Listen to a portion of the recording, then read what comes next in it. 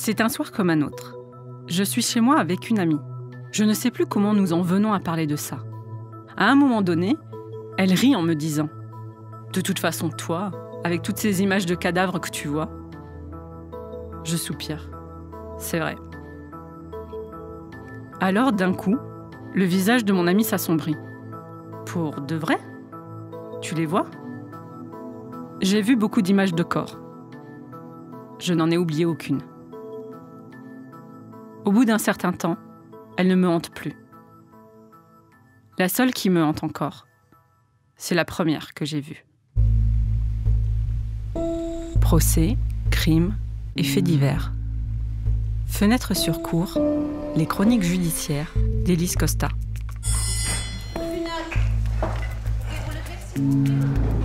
Saison 3.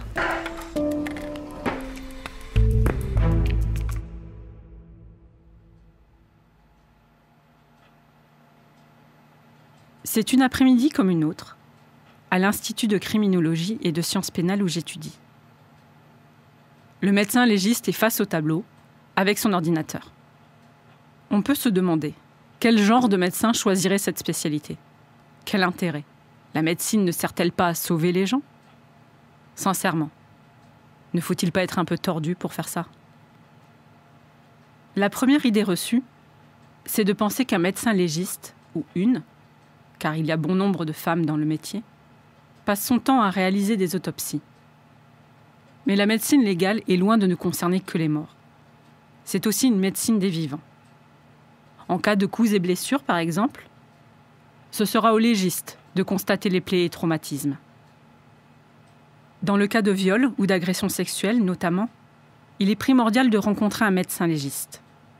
Pas un médecin généraliste, ni un gynécologue, qui ne sont pas forcément formés pour constater le type de blessure infligée. Parce que, comme l'explique le professeur à notre classe, une fois que tout est cicatrisé, c'est beaucoup plus difficile de faire reconnaître son statut de victime.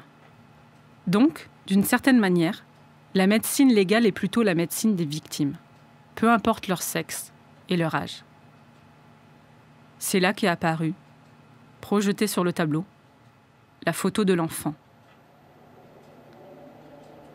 Un enfant de 3 ans, la peau à vif, rouge. On ne voyait pas son visage. Il avait été plongé dans un bain bouillant et l'on pouvait voir l'empreinte de l'eau sur la moitié de son corps nu. Une empreinte nette, délimitée. Les parents de l'enfant assuraient au service de l'hôpital qu'il s'était jeté à l'eau précipitamment, sans faire attention. Cette version, leur version, ne collait pas avec les constatations médico-légales. Un enfant qui se jette à l'eau aurait présenté des brûlures sous forme de gouttelettes projetées, de taches. Voici une autre idée erronée. Le médecin légiste ne donne pas un scénario circonstancié des événements. Il compare avant tout la ou les versions données aux enquêteurs, avec ses propres observations. Puis il dit « c'est compatible » ou « ce n'est pas compatible ». Il peut déterminer les causes de la mort et les circonstances de la mort. Si elle est naturelle, accidentelle, suicidaire ou criminelle. Il peut distinguer, par exemple, si les coups ont été donnés avant la mort ou après la mort. À la barre, quand il expose les conclusions de son autopsie à la cour, le médecin légiste va utiliser des termes techniques comme objet contendant ou objet tranchant. Mais il ne va pas dire s'il s'agissait d'un poing ou d'un marteau, d'un couteau de cuisine ou d'un cutter.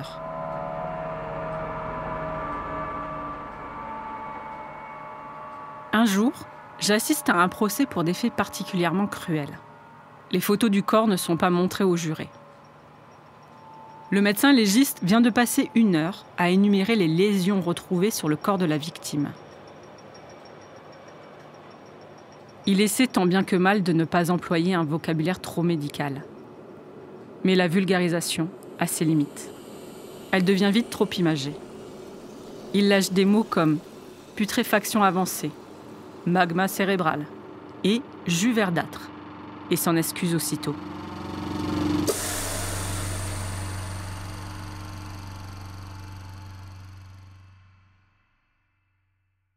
Quand il termine, un bref silence s'installe dans le tribunal.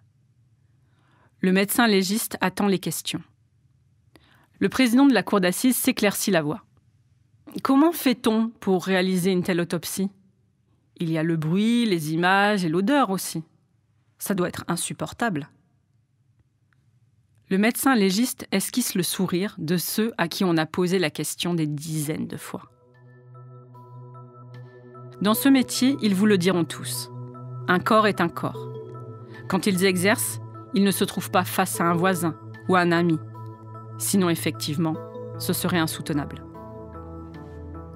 Le médecin regarde alors le président de la cour d'assises et hoche la tête. C'est vrai, le bruit, les odeurs, ce n'est pas une partie de plaisir. Mais on le fait pour une cause plus grande. Pour le médecin légiste, probablement, il y a des rapports plus difficiles que d'autres à rédiger.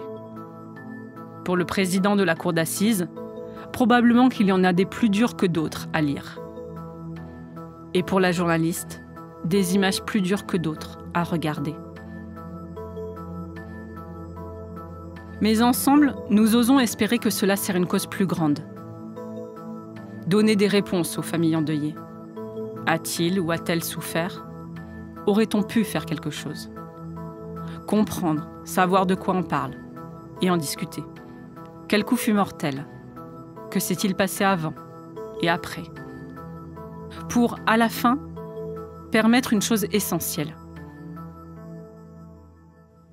Redonner à la personne meurtrie son identité et qu'elle puisse, enfin, reposer en paix. Fenêtre sur cour est un podcast produit par Arte Radio. Vous pouvez l'écouter sur le site arteradio.com ou votre application de podcast favorite. N'hésitez pas à nous soutenir en laissant des étoiles ou des commentaires. Rendez-vous dans 15 jours pour le prochain épisode.